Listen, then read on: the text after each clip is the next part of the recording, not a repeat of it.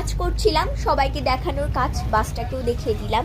আর দেখো সবার অবস্থা দেখো, সবাই একটু রেস্ট নিচ্ছিল, কারণ সবাই অনেকটা টায়ার্ড ছিল, অনেক বেশি টায়ার্ড ছিল সবাই, অনেকে জেগে জেগে ছিল আমার মতো।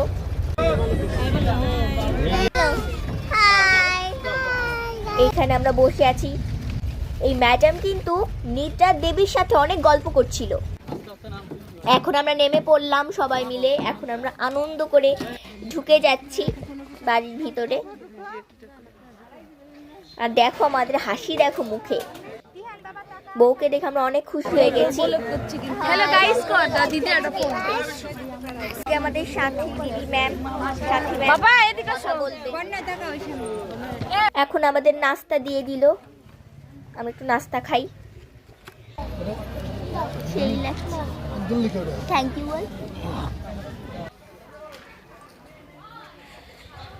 মামা।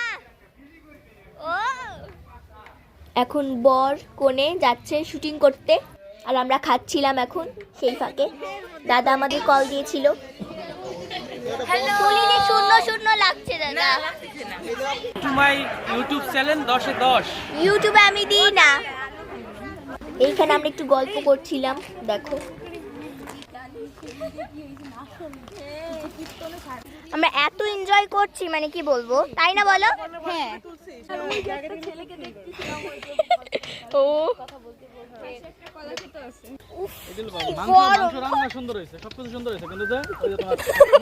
এখন আমরা ঘুরে চলে এসেছি, আর লাইটিংটা এত সুন্দর লাগছিল, একটু তোমরা দেখে নাও, খুব সুন্দর লাগছিল, তাই না? এখন আমরা বাড়ি যাওয়ার জন্য তৈরি হচ্ছিলাম।